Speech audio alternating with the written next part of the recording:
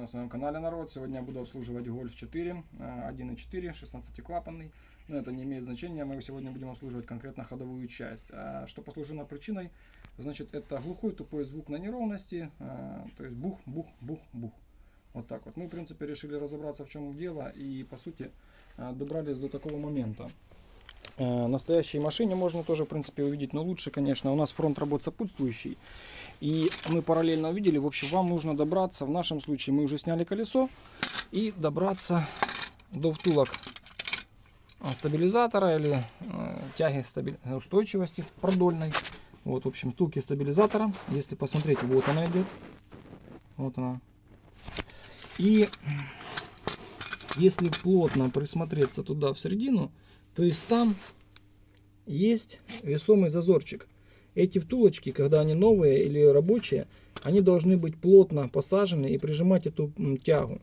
У нас здесь, если визуально глазом все посмотреть это, то там есть миллиметр, полтора-два в районе этого, то есть уже есть прослоечка. То есть это говорит о том, что втулки нужно заменить.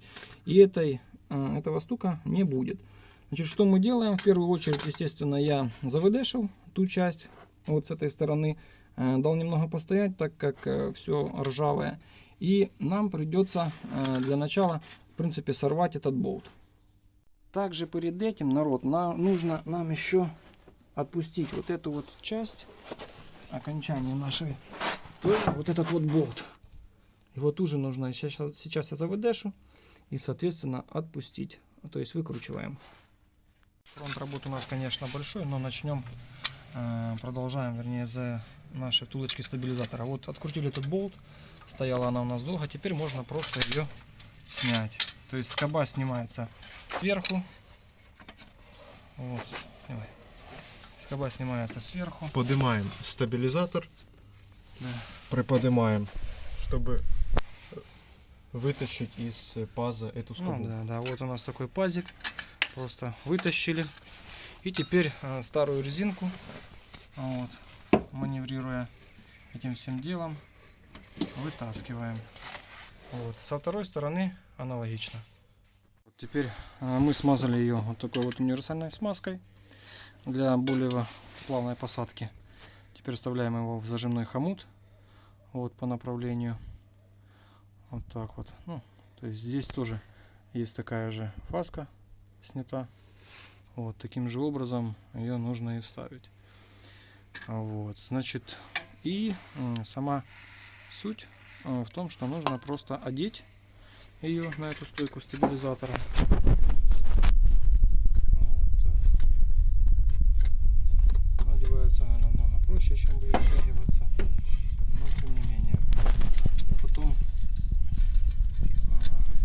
для удобства нужно тоже крылом, может быть, нет. То есть нам нужно, получается, этот хомут вставить так же, как и снимали. Не получается. Ну вот мы одели, присадили, но расстояние очень большое.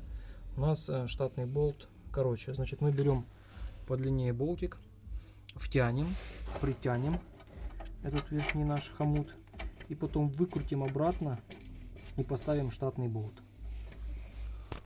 Справились мы со своей задачей. В принципе, что нужно было, смазывали, потому как очень удобно своей универсальной смазкой, очень удобно они плотно садятся. Дальше брали стяжку, вот такую вот, прижимали, наживляли болт и затягивали. В принципе, сделали, установили. Ну и все. На этом, по сути, все. Всем, кому было это интересно, ставьте лайки, подписывайтесь на канал. Всем пока. Подписывайся на мой канал, самое интересное, как всегда, впереди.